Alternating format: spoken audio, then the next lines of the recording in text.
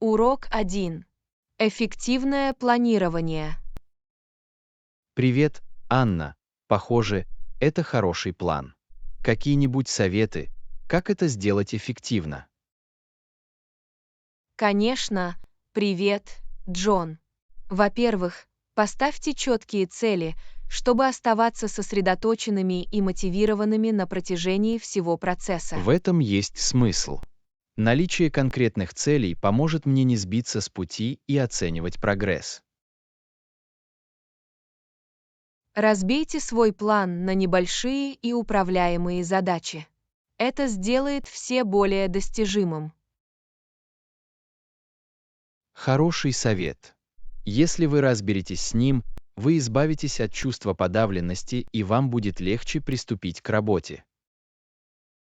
Расставляйте задачи по степени важности и срокам. Сосредоточьтесь на том, что нужно сделать в первую очередь. Расстановка приоритетов поможет мне сохранять организованность и выполнять самые важные задачи в первую очередь. Используйте календарь или планировщик, чтобы планировать свои задачи и выделять время для каждой из них.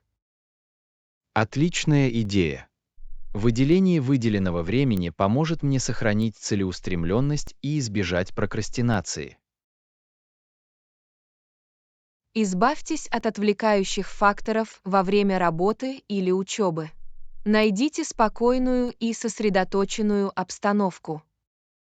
Я обязательно создам зону, свободную от отвлекающих факторов, чтобы сосредоточиться и работать более продуктивно. Делайте перерывы, чтобы зарядиться энергией и избежать эмоционального выгорания. Короткие перерывы могут улучшить концентрацию внимания Я и часто забываю делать производительность. перерывы, но вижу, как важно освежить свой ум. Я не забуду это сделать. Сохраняйте гибкость и при необходимости адаптируйте свой план. Жизнь может быть непредсказуемой, поэтому будьте готовы к изменениям. Гибкость — это ключ к успеху. Я учту это и буду готов адаптироваться в случае необходимости. Отслеживайте свой прогресс и отмечайте достижения на этом пути. Это мотивирует и воодушевляет вас. Признание прогресса даст мне чувство выполненного долга. Я буду радоваться даже маленьким победам. Не будьте слишком строги к себе, если все пойдет не так, как планировалось. Учитесь на неудачах и продолжайте двигаться вперед. Это важное напоминание. Ошибки и использование их в качестве возможностей для роста — это нормально. Окружите себя поддерживающими людьми, которые могут дать рекомендации и поддержку. Наличие системы поддержки обеспечит мне мотивацию и поддержку, необходимые для того, чтобы оставаться верными своему делу. Наконец, сохраняйте позитивный настрой и верьте в себя. Позитивное мышление имеет большое значение для достижения успеха. Я буду сохранять позитивный настрой и верить в свои способности. Спасибо за ценные советы. Добро пожаловать! Я рада, что смогла помочь. Удачи вам в эффективном планировании. У вас есть это. Спасибо. Ваша поддержка очень много значит. Я применю эти советы на практике. До следующего раза берегите себя. Урок 2. Сложные задачи. Привет, Анна. Да, я слышала, что это очень сложно. Ты попробовал? Привет, Джон. Это действительно может быть довольно сложно. Да, я попробовал, и это вывело меня из зоны комфорта. Это впечатляет. Как вы к этому подошли? Какие-нибудь стратегии или советы? Я разбил его на более мелкие задачи и поставил достижимые цели. Это помогло мне сохранить мотивацию. Звучит как разумный подход. Разбив его на части, вы сможете справиться даже с самыми сложными задачами. Совершенно верно. Я также обратилась за советом к экспертам и переняла их опыт. Обучение у экспертов очень ценно. Их знания помогут сэкономить время и предотвратить ненужные ошибки. Я с энтузиазмом относилась к процессу обучения и рассматривала каждую задачу как возможность для роста. Очень важно иметь настрой на рост. Это позволяет нам учиться на ошибках и постоянно совершенствоваться. Главное — настойчивость. Столкнувшись с трудностями, важно не сдаваться. Я согласен. Настойчивость может привести к прорывам и успеху в сложных начинаниях. Чтобы добиться прогресса, важно сохранять организованность и эффективно распоряжаться временем. Управление временем имеет решающее значение, особенно при решении сложных задач. Как вы с этим справились? Я расставил приоритеты в задачах, установил сроки и составил график, чтобы не отставать от графика. Планирование и расстановка приоритетов помогут мне максимально эффективно использовать свое время. Я учту это в своем подходе. Окружение меня поддерживающей сетью людей, которые верили в меня, имело большое значение. Наличие сильной системы поддержки может обеспечить поддержку и мотивацию в трудные времена.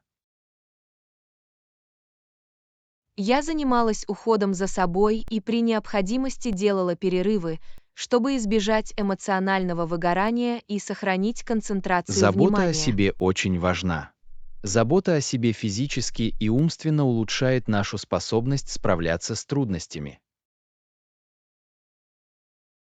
Празднование небольших побед помогло мне сохранить мотивацию и укрепило уверенность в себе.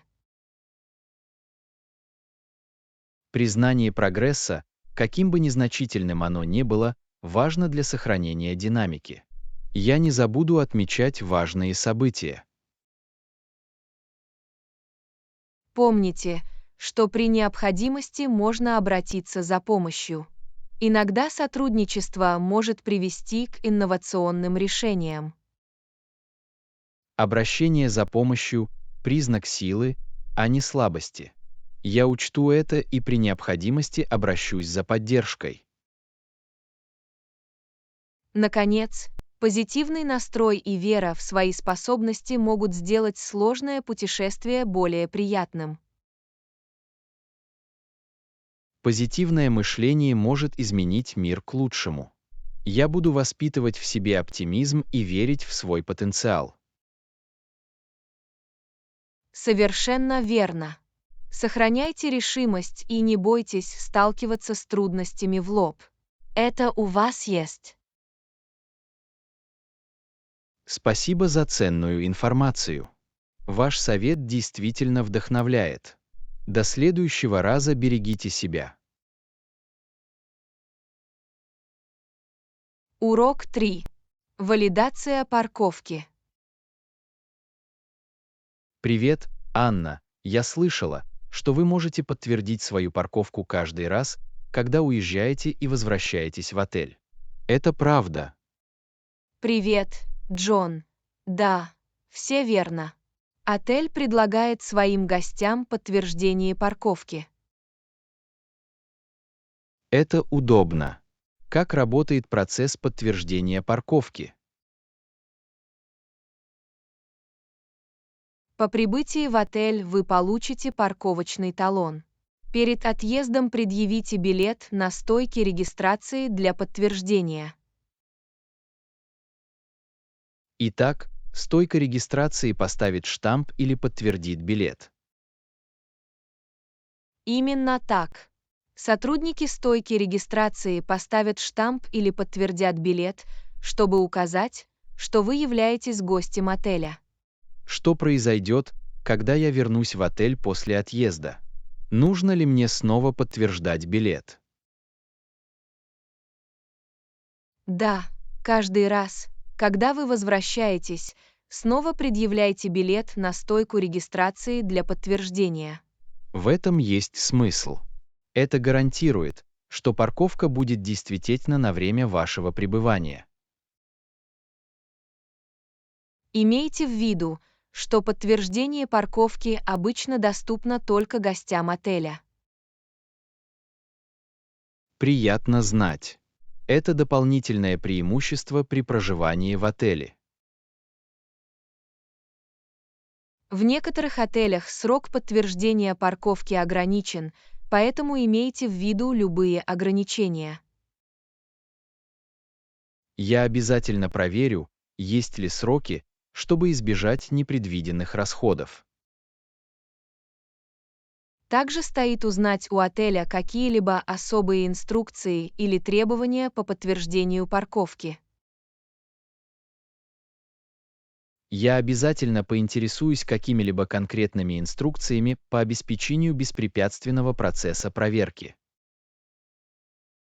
Если у вас есть какие-либо вопросы или вам нужна помощь, сотрудники отеля будут рады помочь вам с подтверждением парковки. Приятно это слышать. Приятно знать, что персонал готов помочь с любыми вопросами, связанными с парковкой. Не забудьте хранить подтвержденный билет в надежном месте, так как он понадобится вам для выезда с парковки. Я обязательно сохраню подтвержденный билет, чтобы избежать проблем при выезде с парковки. Наконец, если вы планируете покинуть отель несколько раз за время пребывания, рекомендуется запросить несколько подтверждений. Спрашивать о нескольких проверках – разумный способ обеспечить удобство и простоту во время моего пребывания. Совершенно верно. Подтверждение парковки поможет вам сэкономить деньги и сделать ваше пребывание более удобным. Приятного путешествия! Спасибо. Я ценю информацию. Я обязательно воспользуюсь проверкой парковки. До следующего раза.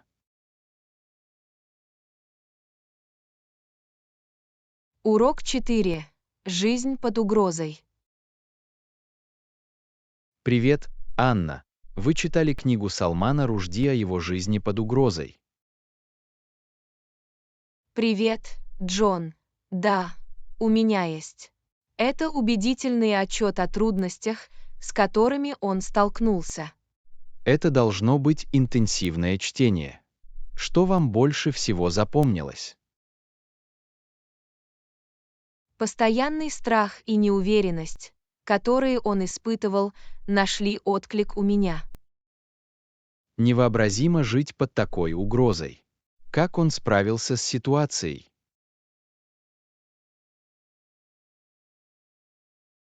Рушди проявил огромную стойкость и использовал письмо как форму самовыражения и неповиновения.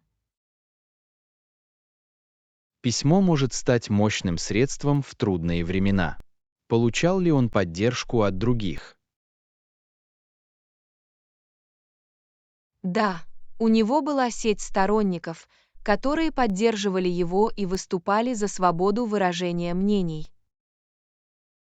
Приятно знать, что в него верили люди. Как он отреагировал на критику, с которой он столкнулся? Он столкнулся с прямой критикой и отстаивал свое право выражать свои мысли и идеи. Для этого нужна смелость. Повлияло ли положение Рушди на его стиль письма или темы? Совершенно верно.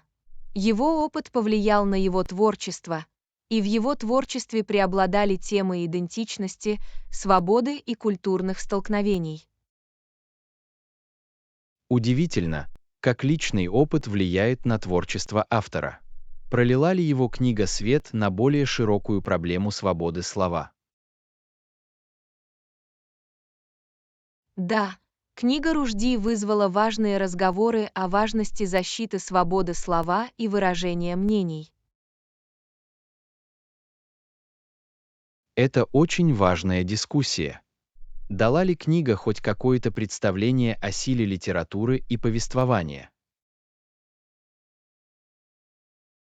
Определенно. В нем подчеркивалось, что литература бросает вызов нормам, побуждает к размышлениям и провоцирует перемены. Литература способна оказывать существенное влияние. Получила ли книга Ружди какие-либо награды или признание? Да, он получил множество наград, в том числе Букеровскую премию, что привлекло дополнительное внимание к его истории. Подобное признание может помочь повысить осведомленность о важных вопросах. Ружди все еще находится под угрозой сегодня. Хотя со временем угроза уменьшилась, он все еще подвергается определенному риску из-за своего прошлого опыта. Очень жаль, что угроза полностью не исчезла. Продолжал ли Ружди писать, несмотря на трудности?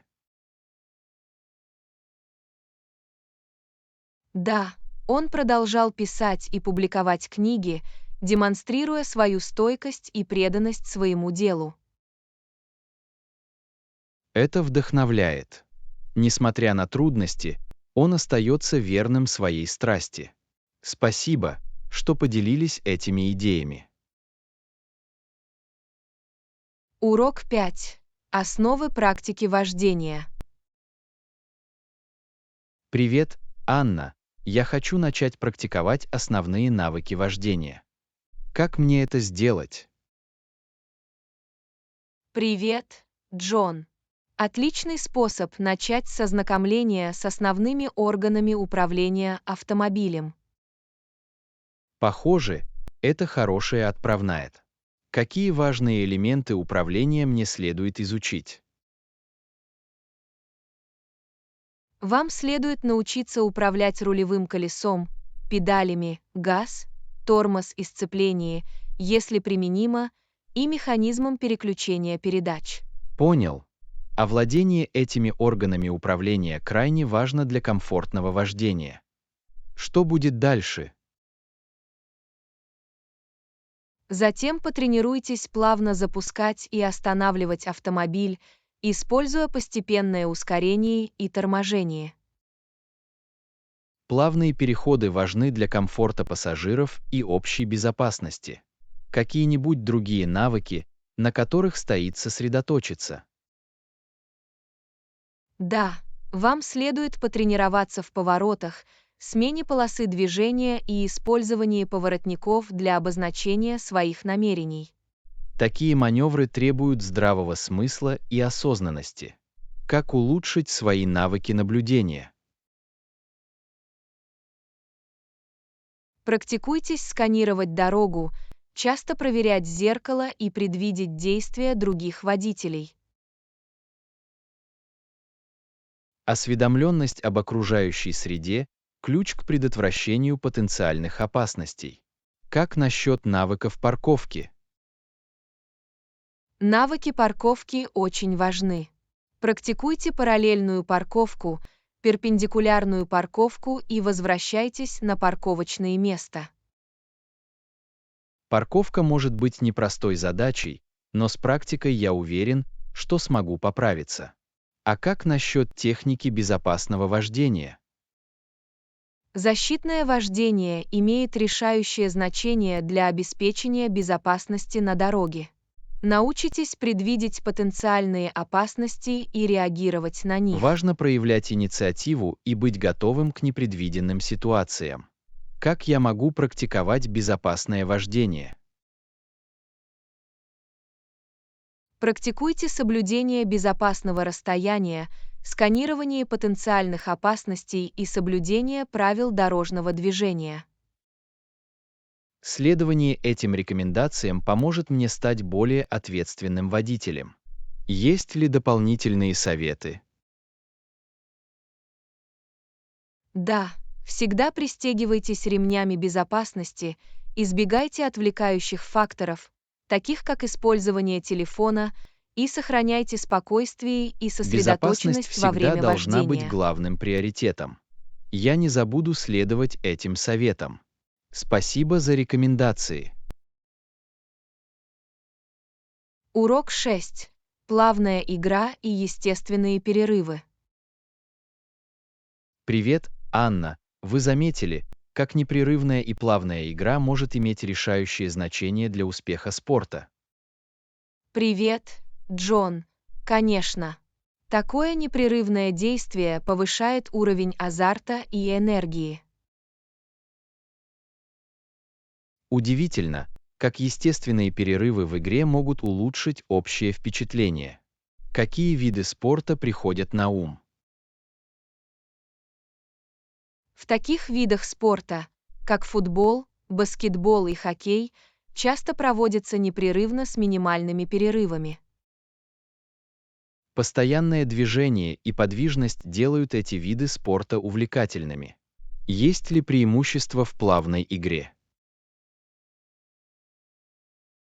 Плавная игра способствует атлетизму, командной работе и стратегическому мышлению игроков.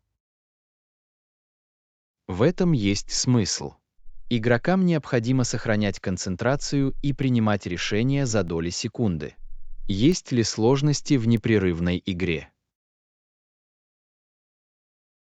Одна из задач заключается в поддержании выносливости и выносливости на протяжении всей игры, поскольку это может быть связано с физическими нагрузками. Выносливость играет решающую роль в этих видах спорта.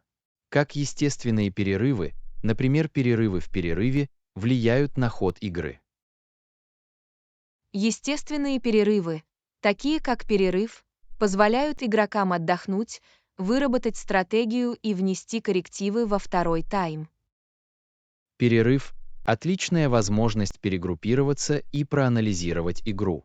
Существуют ли другие виды естественных перерывов? В таких видах спорта, как футбол, есть перерывы при забитом голе или во время перерывов в связи с травмами, что еще больше усугубляет драматизм. Эти моменты создают напряженность и позволяют отпраздновать или оценить ситуацию. Как естественные перерывы влияют на вовлеченность зрителей?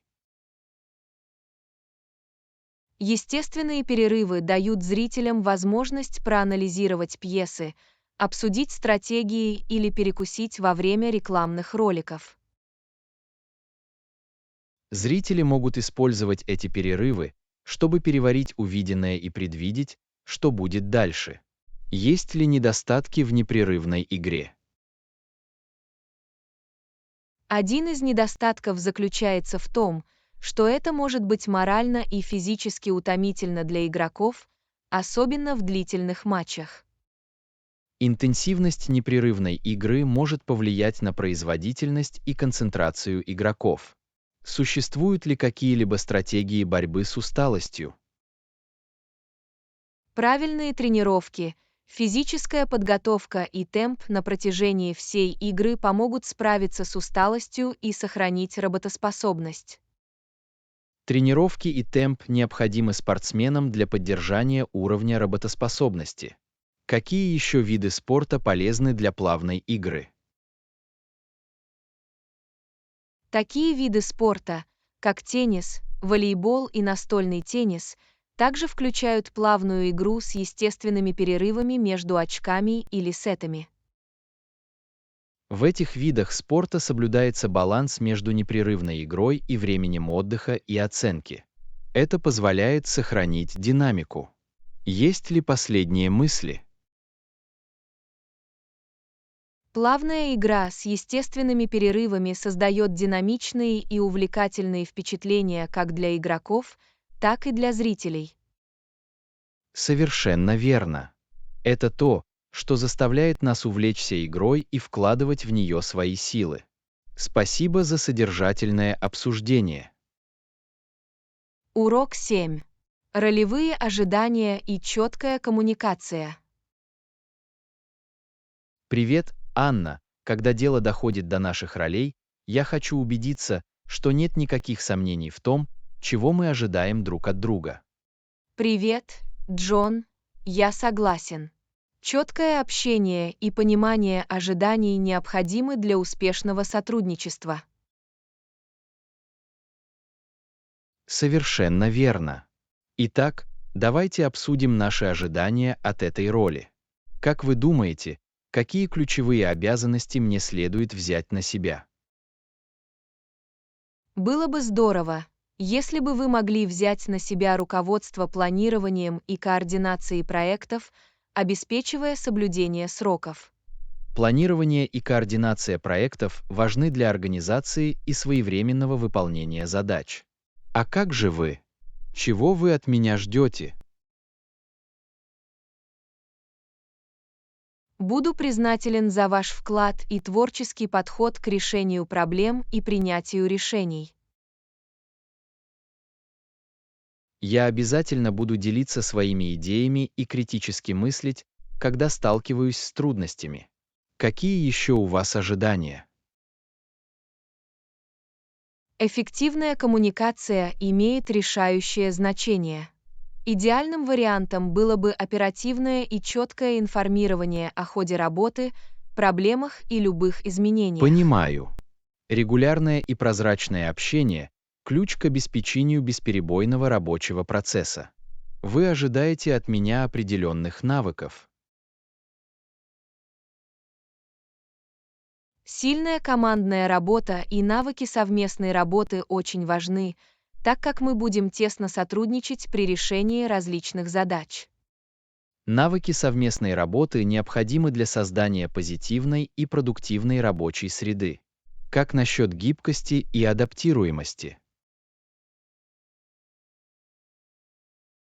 Быть открытым к переменам и готовым адаптироваться к новым ситуациям очень важно, особенно в быстро меняющейся рабочей среде. Гибкость и адаптивность – качества, которые я постараюсь продемонстрировать. Хотели бы вы еще что-нибудь обсудить в связи с нашими ролями? Важно открыто и конструктивно решать любые проблемы или конфликты, которые могут возникнуть, чтобы поддерживать здоровые рабочие отношения. Я согласен. Раннее решение проблем помогает предотвратить недоразумения и способствует позитивной динамике работы. Есть ли у вас последние мысли? Давайте подойдем к выполнению своих ролей с энтузиазмом, профессионализмом и готовностью перенимать сильные стороны друг друга. Я очень рад работать вместе с вами. Я уверен, что благодаря четким ожиданиям и эффективной коммуникации мы добьемся успеха. Урок 8. Активные и приятные упражнения. Привет, Анна. Регулярные физические упражнения имеют решающее значение для поддержания здорового образа жизни. Вы нашли себе занятие по душе. Конечно, привет, Джон. Занятия, которые мне нравятся, например, ходьба или танцы, делают занятия спортом более увлекательными и экологичными. Отлично. Занятия любимыми видами деятельности помогают сохранять мотивацию. Какие еще упражнения вам нравятся? Я недавно начала заниматься йогой, и это прекрасный способ улучшить гибкость и обрести внутреннее спокойствие. Йога отлично подходит как для физического, так и для психического благополучия. Вы пробовали заниматься какими-либо групповыми занятиями или спортом? Да, я присоединился к местной волейбольной команде, и это был отличный способ пообщаться и хорошо потренироваться. Командные виды спорта отлично подходят для укрепления духа товарищества и улучшения общей физической формы. Как насчет активного отдыха? Я люблю ходить в походы и исследовать природные тропы. Это освежающий способ заниматься спортом, наслаждаясь красотой природы. Пешие прогулки позволяют вам общаться с природой и получать пользу от физической активности. Какие еще занятия вы рекомендуете? Плавание. Это фантастическая тренировка всего тела, щадящая суставы. Оно также идеально подходит для жарких летних дней. Плавание– это упражнение с низким уровнем воздействия, которое приносит множество преимуществ для здоровья. Вы когда-нибудь пробовали кататься на велосипеде? Да, езда на велосипеде– еще одно приятное занятие. Это позволяет исследовать новые места, одновременно работая на ногах и сердечно-сосудистой системе. Велоспорт сочетает в себе упражнения и приключения. Это отличный способ открыть для себя новые маршруты и насладиться пейзажами. Есть ли у вас последние мысли? Главное– найти занятия, которые приносят вам радость и мотивируют. Таким образом, физические упражнения станут неотъемлемой частью вашей жизни. Совершенно верно. Когда вам нравится то, что вы делаете, это не кажется рутиной. Спасибо, что поделились своими мыслями. Урок 9. Равные возможности и образование. Привет, Анна. Невероятно, что теперь почти каждый имеет доступ к образованию и профессиональной подготовке. Мы можем рассчитывать на хорошую жизнь. Привет, Джон. Конечно. Образование открывает двери и предоставляет равные возможности для личностного роста и успеха. Образование– это мощный инструмент, который позволяет людям заниматься своими увлечениями и достигать своих целей. Какие предметы вам интересны? Меня особенно привлекают наука и техника. Достижения в этих областях оказывают глубокое влияние на нашу жизнь. Наука и техника– увлекательные области обучения. Они формируют мир, в котором мы живем, и открывают безграничные возможности. А как же ты? Я увлекаюсь языками и литературой. Изучение различных культур с помощью литературы расширяет наш кругозор.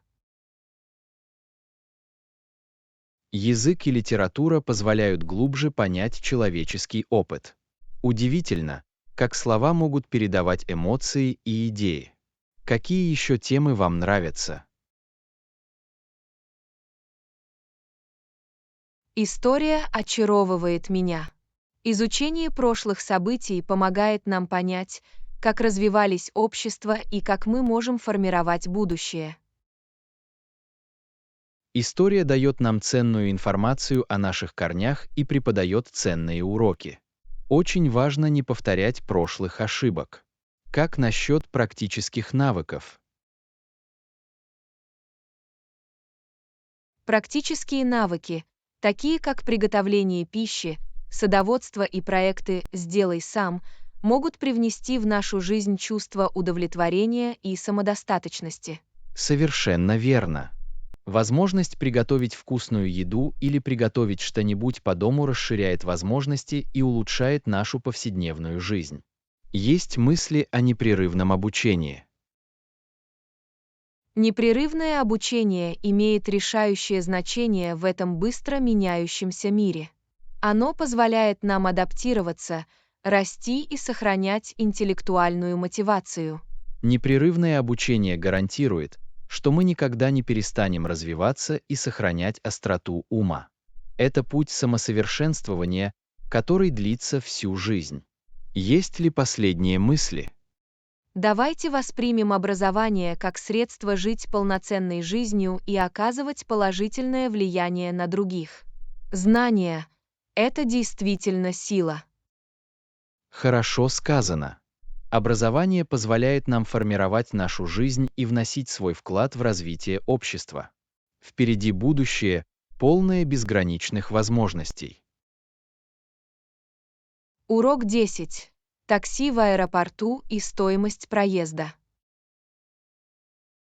Привет, Анна.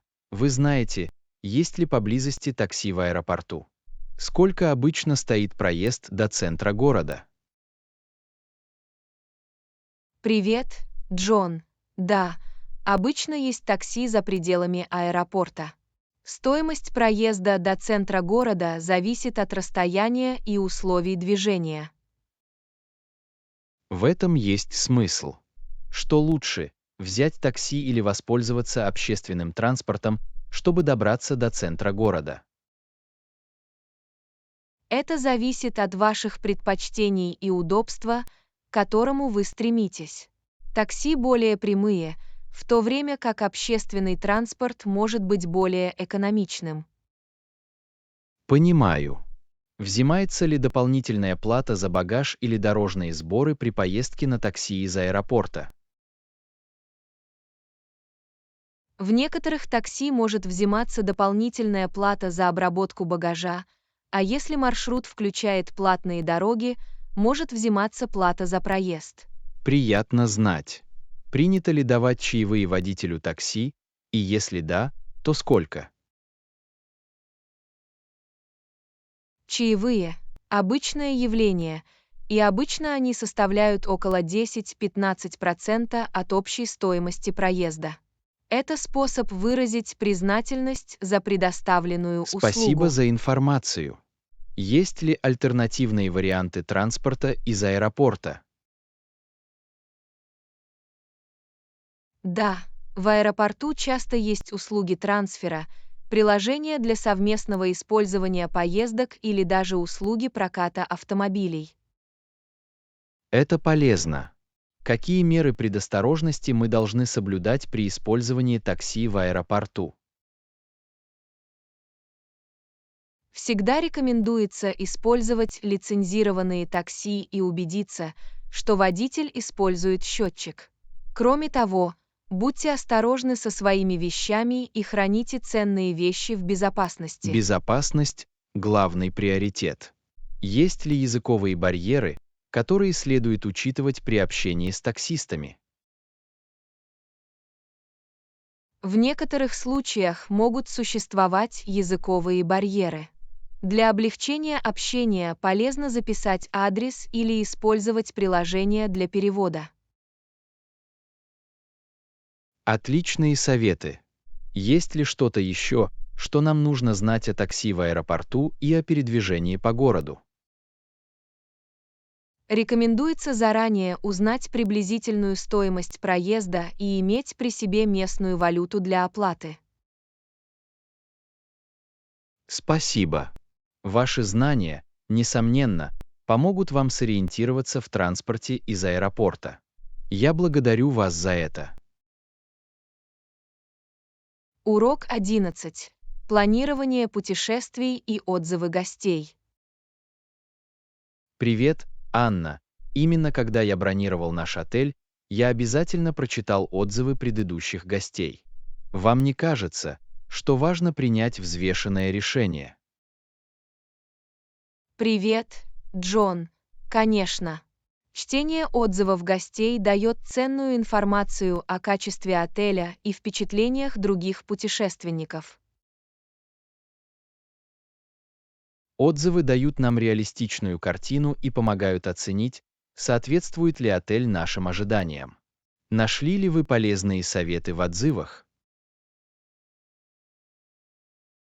Да, в некоторых отзывах упоминались определенные удобства, такие как тренажерный зал или бассейн на крыше, которые не были упомянуты на сайте отеля. Приятно знать об этих скрытых сокровищах. Отлично! Отзывы могут предоставить инсайдерскую информацию, которую веб-сайты могут пропустить. Натыкались ли вы на какие-либо негативные отзывы, которые вас беспокоили? Да, в нескольких отзывах упоминались проблемы с частотой и уровнем шума. Прежде чем принимать решение, важно учитывать как положительные, так и отрицательные аспекты. Безусловно, Осознание потенциальных недостатков помогает нам сделать осознанный выбор. Нашли ли вы в обзорах какие-либо повторяющиеся темы? Да, многие гости высоко оценили доброжелательный персонал и удобное расположение. Эти положительные отзывы убедили меня в качестве отеля в целом. Положительные отзывы о персонале и местоположении всегда обнадеживают. Важно чувствовать себя как дома и иметь легкий доступ к достопримечательностям. Какие-нибудь советы по поиску надежных отзывов? Ищите отзывы проверенных гостей или авторитетных туристических сайтов. Обратите внимание на общий рейтинг и прочтите множество отзывов, чтобы составить сбалансированную точку зрения. Это хорошая стратегия. Различные мнения дают более точную картину. Повлияли ли отзывы на ваше решение забронировать отель? Да, они сыграли важную роль в моем процессе принятия решений. Положительные отзывы вселили в меня уверенность, в то время как отрицательные заставили меня рассмотреть альтернативные варианты. Целесообразно рассмотреть все точки зрения.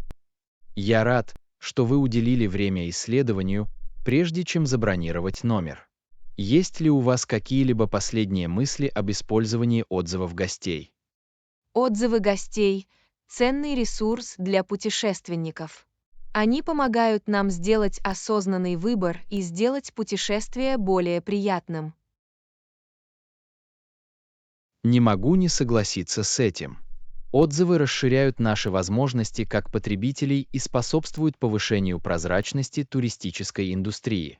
Спасибо, что поделились своим мнением. Урок 12. Расширение железных дорог и железные дороги дальнего следования. Привет, Анна. Знаете ли вы, что для движения железнодорожных поездов необходимо прокладывать железные дороги на очень большие расстояния? Привет, Джон. Да, строительство железных дорог имело решающее значение для расширения железнодорожного транспорта.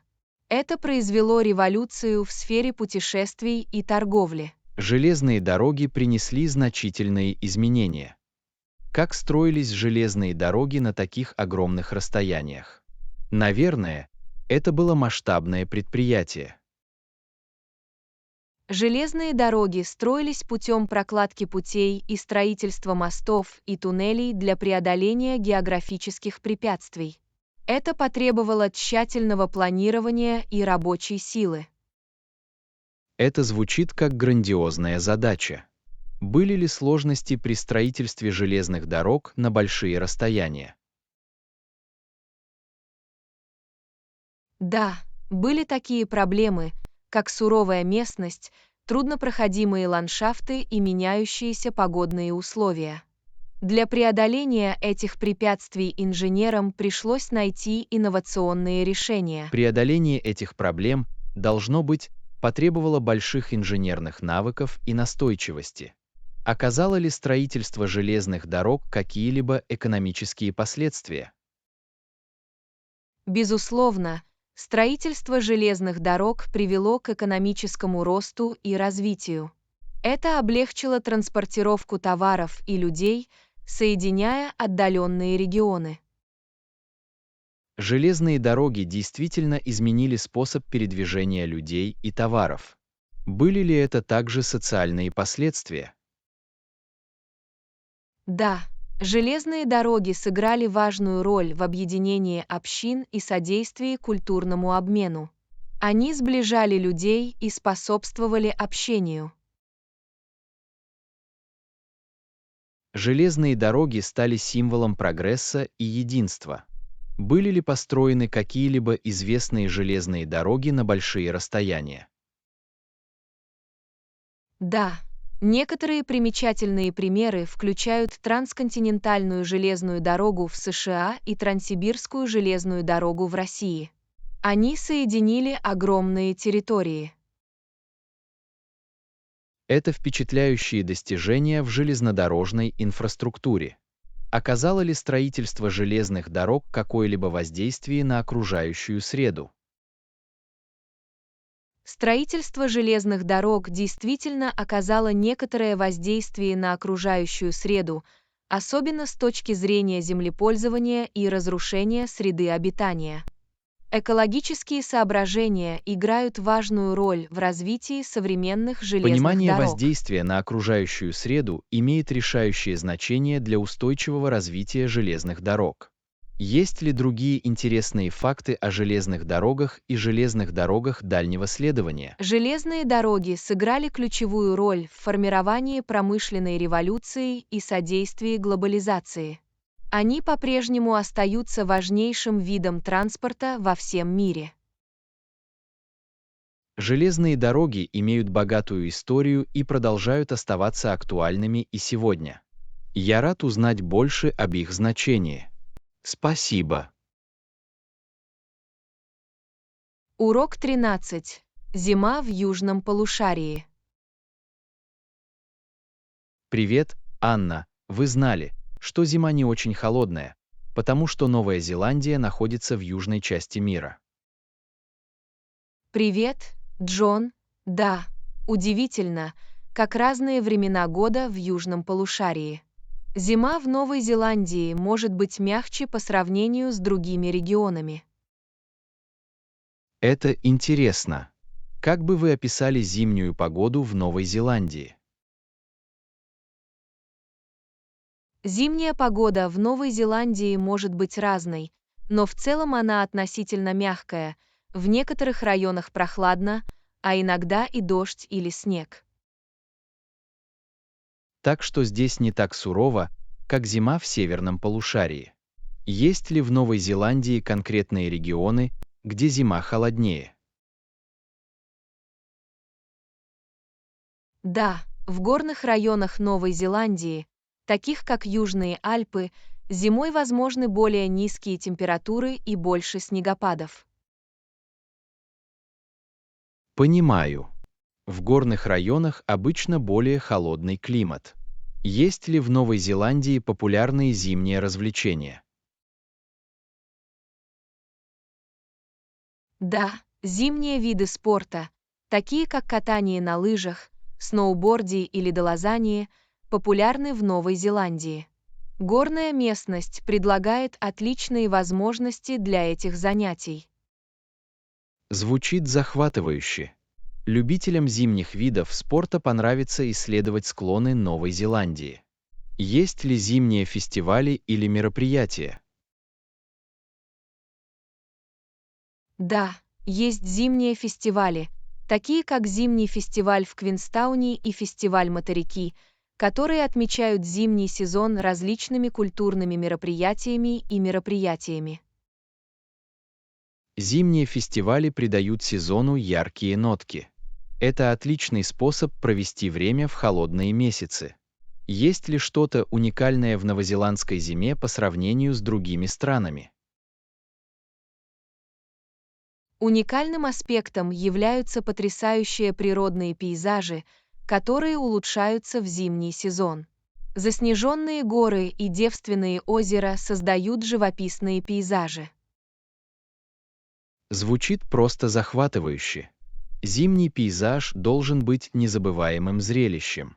Существуют ли какие-либо меры предосторожности, которые следует соблюдать зимой в Новой Зеландии? Очень важно тепло одеваться и быть готовым к меняющимся погодным условиям, особенно если вы занимаетесь активным отдыхом на свежем воздухе. Рекомендуется проверять прогнозы погоды. Для безопасного и приятного зимнего отдыха очень важно быть готовым. Есть ли другие интересные факты о зиме в южном полушарии? В южном полушарии зима официально начинается в июне и заканчивается в августе. Это противоположность зимним месяцам в северном полушарии. Это интересная смена сезонов. Зима в южном полушарии дарит уникальные впечатления. Спасибо, что поделились этими идеями. Урок 14. Сотрудничество влиятельных лиц и спонсорство мероприятий. Привет, Анна. Вы когда-нибудь думали о сотрудничестве с влиятельными лицами или спонсировании местных мероприятий для продвижения нашего бизнеса?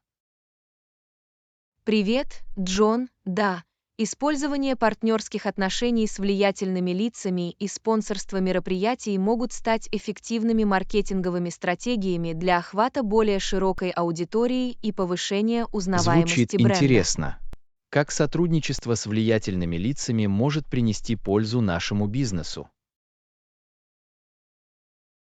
Сотрудничество с влиятельными лицами позволяет нам задействовать существующую аудиторию влиятельных лиц и привлечь внимание их подписчиков, которые могут быть заинтересованы в наших продуктах или услугах.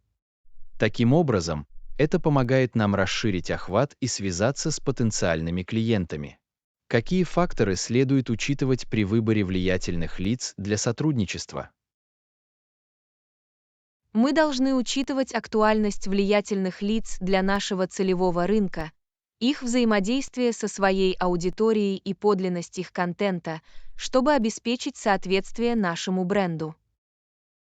Очень важно найти подходящих влиятельных лиц, разделяющих ценности нашего бренда.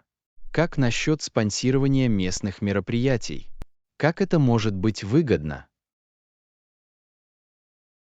Спонсорство местных мероприятий позволяет нам поддерживать сообщество и создавать позитивные ассоциации брендов.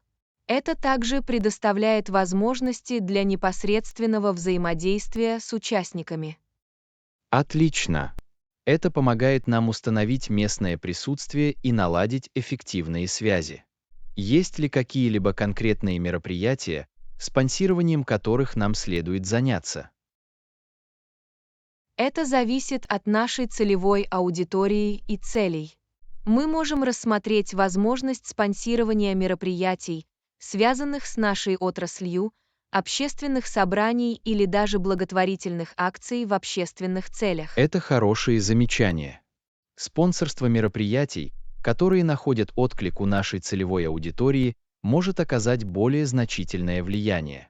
С какими трудностями мы можем столкнуться, сотрудничая с влиятельными лицами или спонсируя мероприятия? Да, проблемы могут включать поиск подходящих влиятельных лиц, разделяющих ценности нашего бренда, и согласование условий партнерства. При спонсорстве мероприятий логистика и бюджетирование также могут оказаться непростой задачей. Преодоление этих проблем требует тщательного планирования и исследований. Есть ли истории успеха или примеры того, как компании извлекали выгоду из этих стратегий? Многие компании добились успеха благодаря сотрудничеству с влиятельными лицами и спонсорству мероприятий. В качестве примеров можно привести сотрудничество с популярными влиятельными лицами или спонсорство крупных мероприятий, посвященных их бренду. Отрадно видеть положительные результаты, достигнутые благодаря этим стратегиям. Спасибо, что поделились этими идеями. Урок 15. Изучение новых увлечений. Привет, Анна. Ты когда-нибудь думала о новом хобби? Привет, Джон. Да, изучение новых увлечений может стать отличным способом учиться и расти. О каком хобби вы думали? Я давно подумываю попробовать свои силы в рисовании. Я всегда восхищался творчеством и самовыраженностью, которые она предлагает. Это прекрасный выбор. Живопись может стать полноценным и терапевтическим хобби. Вы выбрали определенный стиль или медиум. Я предпочитаю рисовать акрилом и экспериментировать с пейзажами. Меня восхищают яркие цвета и техники смешивания. Акриловая живопись универсальна, а пейзажи предлагают бесконечное вдохновение. Вы можете запечатлеть красоту природы с помощью своих произведений искусства. Нужны ли вам какие-либо материалы или рекомендации для начала? Да, мне нужно собрать некоторые основные принадлежности, такие как кисти, холсты и акриловые краски. Возможно, я также посмотрю онлайн-уроки или пройду урок рисования для начинающих. Это упреждающий подход. Онлайн-учебные пособия и занятия могут стать ценным руководством и помочь вам развить навыки. Есть ли другие увлечения, которые вас интересуют? Помимо рисования, я также подумываю научиться играть на гитаре. Музыка всегда была моей страстью. Обучение игре на музыкальном инструменте может быть полезным. Гитара — это универсальный выбор, предлагающий широкий спектр жанров для изучения. Будете ли вы брать официальные уроки или заниматься Думаю, я самообучением? начну с самообучения с использованием онлайн-ресурсов и обучающих видеороликов. Если я буду прогрессировать, то, возможно, подумаю о формальных уроках, чтобы еще больше улучшить свои навыки. Похоже, это хороший план. Самообучение обеспечивает гибкость, а формальные уроки при необходимости могут служить структурированным руководством. Есть ли другие увлечения в вашем списке? Меня заинтриговала фотография. Запечатлеть моменты и рассказывать истории с помощью изображений кажется увлекательным занятием. Есть ли у вас какие-либо советы по фотографии? Абсолютно. Начните с ознакомления с основными функциями вашей камеры. Поэкспериментируйте с композицией, освещением и перспективой. Регулярно тренируйтесь и изучайте разные предметы. Спасибо за советы. Мне не терпится заняться этими новыми увлечениями и посмотреть, к чему они меня приведут. Урок 16. Основные закуски для пеших прогулок. Привет, Анна. Отправляясь в поход, не забудьте взять с собой закуски. Без них вы совершенно не сможете отправиться в поход. Привет, Джон. Ты прав. Закуски необходимы для получения энергии и удовольствия во время походов. Какие закуски вы бы порекомендовали? Я рекомендую упаковать смесь Trail Mix с орехами, сухофруктами и шоколадом, чтобы получить сбалансированный и вкусный вариант. Он содержит как питательные вещества, так и сладкое лакомство. Звучит очень вкусно. Я также добавлю в список батончики с мюсли. Они удобны и быстро заряжают энергией во время перерывов. Батончики с гранолой – отличный выбор. Они портативны и бывают разных вкусов на любой вкус. Есть ли другие предложения по перекусам? Как насчет упаковки свежих фруктов, таких как яблоки или апельсины? Они освежают, увлажняют и содержат натуральный сахар, который заряжает вас энергией. Свежие фрукты – отличная идея. Это добавляет полезный и увлажняющий элемент в ассортимент закусок. А как насчет чего-нибудь пикантного? В качестве пикантного варианта я бы посоветовал упаковать отдельные пакеты орехов или сыра. Они содержат белок и удовлетворяют тягу к соленому вкусу. Орехи и сыр – отличный выбор. Они являются хорошим источником белка и помогают утолить чувство голода во время длительных походов. Какие-нибудь рекомендации по напиткам? Во время пеших прогулок важно избегать обезвоживания. Я бы порекомендовал взять с собой много воды и, возможно, некоторых напитков, пополняющих запасы электролитов, таких как спортивные напитки или Главное – кокосовая вода. гидратация. Вода и напитки с электролитами помогут нам освежиться и предотвратить обезвоживание. Есть ли что-то еще, что нам следует рассмотреть?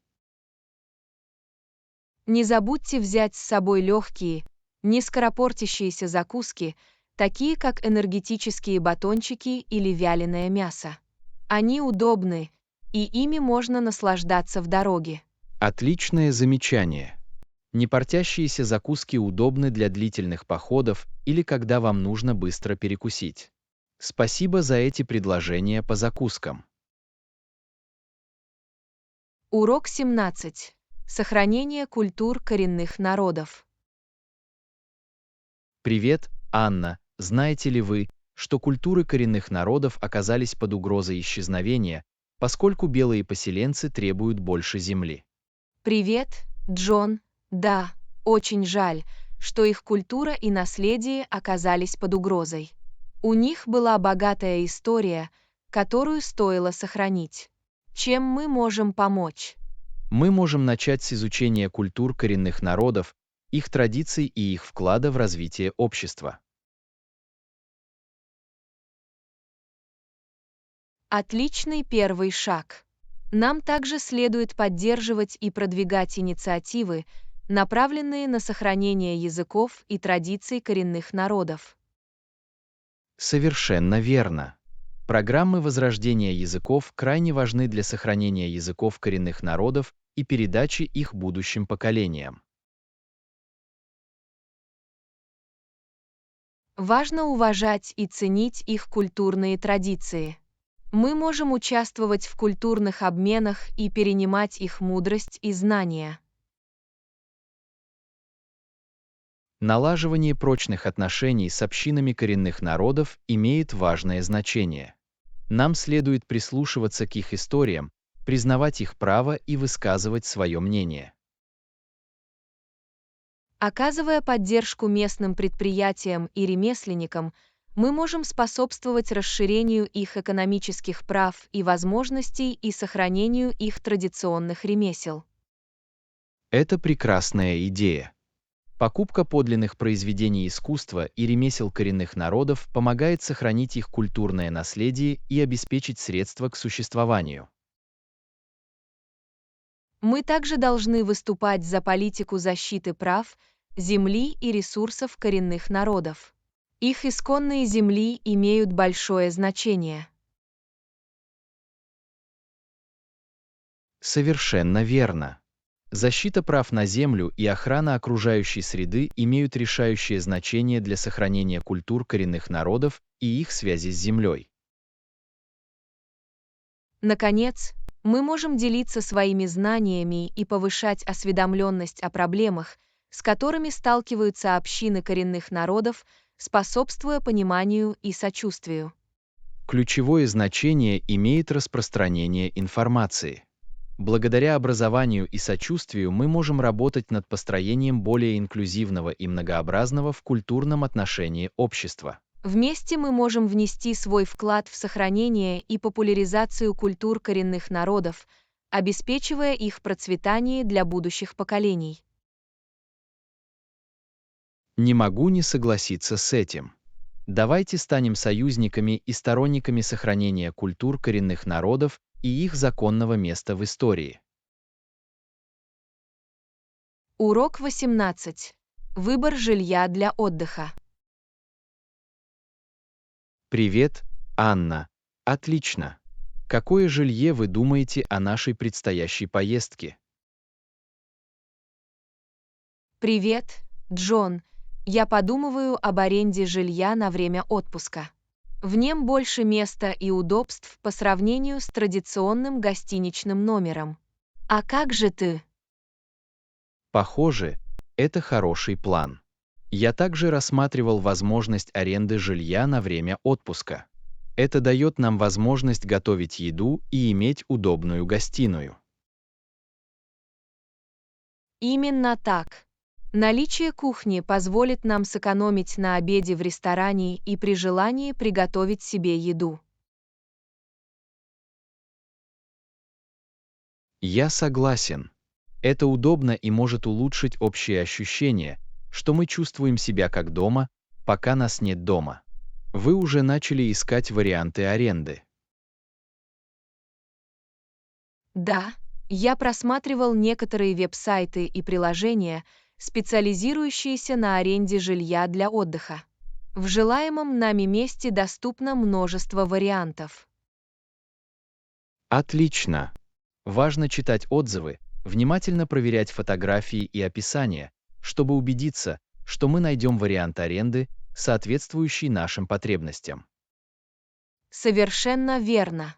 Я обращал внимание на отзывы предыдущих гостей, чтобы получить представление о чистоте отеля и отзывчивости хозяина. Также стоит учитывать место аренды на время отпуска. Нам следует проверить, находится ли оно рядом с достопримечательностями или районами, которые мы планируем посетить. Хорошие замечания. Я обязательно проверю близость к общественному транспорту или наличие мест для парковки, если мы решим арендовать машину. Еще одна вещь, которую следует учитывать, это процесс бронирования и правила отмены. Перед бронированием мы должны знать о любых сборах или ограничениях. Определенно. Важно быть в курсе всех правил и условий, чтобы мы могли принять решение, соответствующее нашим планам путешествия. Найдя несколько вариантов, мы сможем сравнить цены, удобство и местоположение, чтобы принять окончательное решение о том, какую аренду арендовать на время отпуска. Похоже на план. Я продолжу поиск и поделюсь с вами некоторыми потенциальными вариантами аренды, чтобы мы могли их вместе рассмотреть. Звучит неплохо. Давайте подберем идеальный вариант аренды для отдыха, который сделает наше путешествие комфортным и незабываемым. Урок 19. Изучение новых кафе. Привет, Анна. Похоже на план. Где нам сегодня пообедать? Привет, Джон. Как насчет того, чтобы попробовать новое кафе в центре города? Я слышала, что у них потрясающая еда и уютная атмосфера. Звучит великолепно. Я всегда готов попробовать новые места. Какую кухню они предлагают? У них разнообразное меню, от сэндвичей и салатов до блюд интернациональной кухни, таких как суши и паста. Это впечатляет. Кажется, у них каждый найдет что-то для себя. В кафе есть фирменные блюда. Да, они известны своими тостами с авокадо и домашней выпечкой. Я слышала, что их кофе тоже исключительный. Я обожаю тосты с авокадо, и чашка хорошего кофе всегда будет плюсом. Давай обязательно попробуем.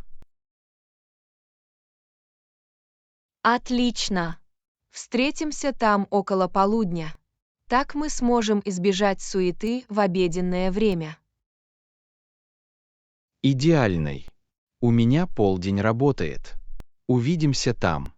Вы знаете точный адрес кафе.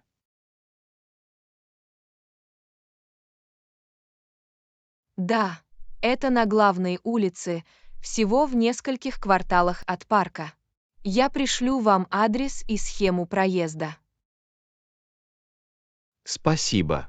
Я благодарна за это. Всегда приятно иметь четкие указания, особенно в новом районе. Совершенно верно. Важно планировать заранее и не заблудиться. Я позабочусь о том, чтобы указаниям было легко следовать. Это заботливо с твоей стороны. Я с нетерпением жду возможности попробовать еду и насладиться атмосферой кафе. Я тоже. Увлекательно исследовать новые места и открывать скрытые сокровища нашего города. Это одна из вещей, которые мне нравятся в жизни здесь. Здесь всегда есть что-то новое, что можно открыть и испытать. Не могу не согласиться с этим. В нашем городе оживленная гастрономическая сцена, и быть ее частью очень весело.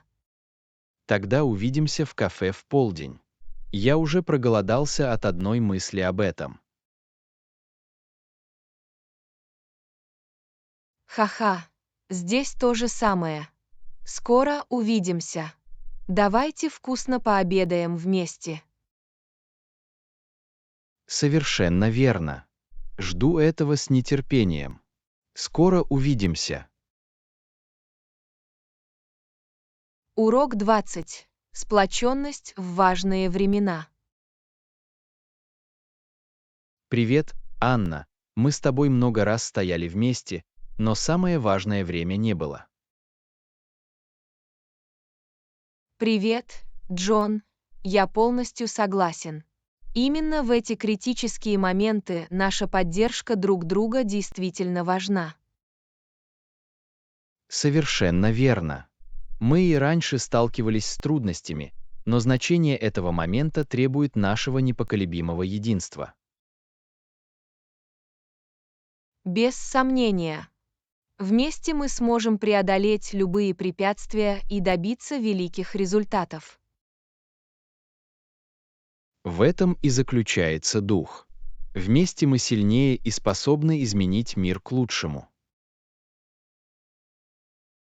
Вдохновляет то, как наши коллективные усилия могут привести к существенным изменениям и прогрессу.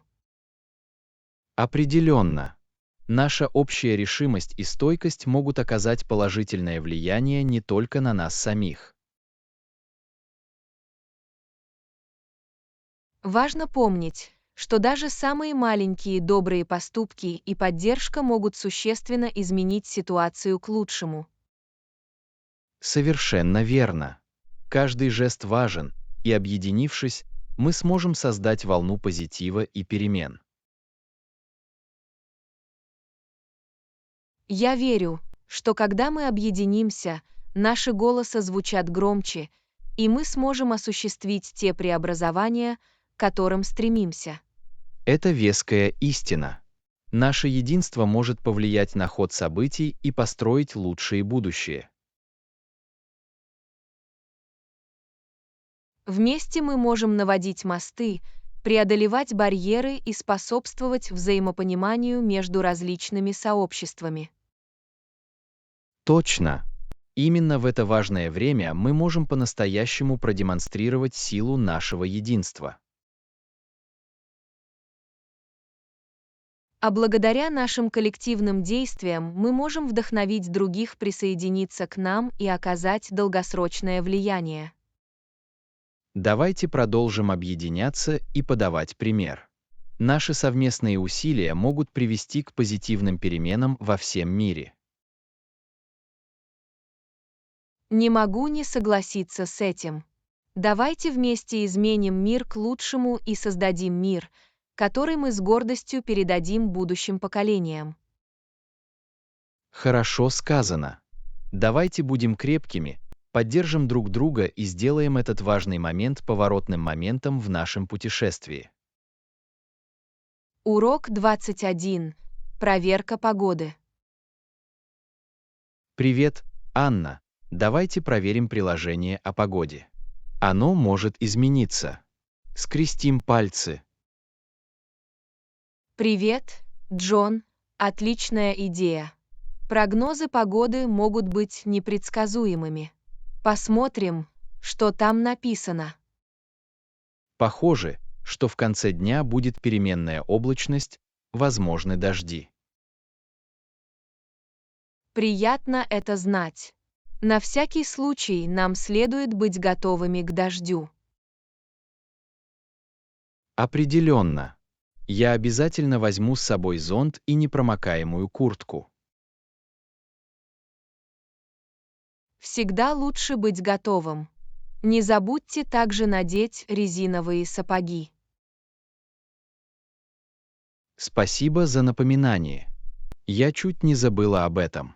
В дождевых сапогах мои ноги останутся сухими. Нет проблем. Важно чувствовать себя комфортно даже в сырую погоду. Совершенно верно. Также неплохо проверить температуру. Мы не хотим переодеваться или переодеваться. Согласовано. Там написано, что температура будет около 15 градусов по Цельсию. Легкой куртки должно быть достаточно. Звучит управляемо. Я принесу легкий свитер на случай, если вечером станет прохладнее. Хорошая мысль. Многослойное нанесение – всегда разумный выбор в переменчивую погоду. Давайте также проверим скорость ветра.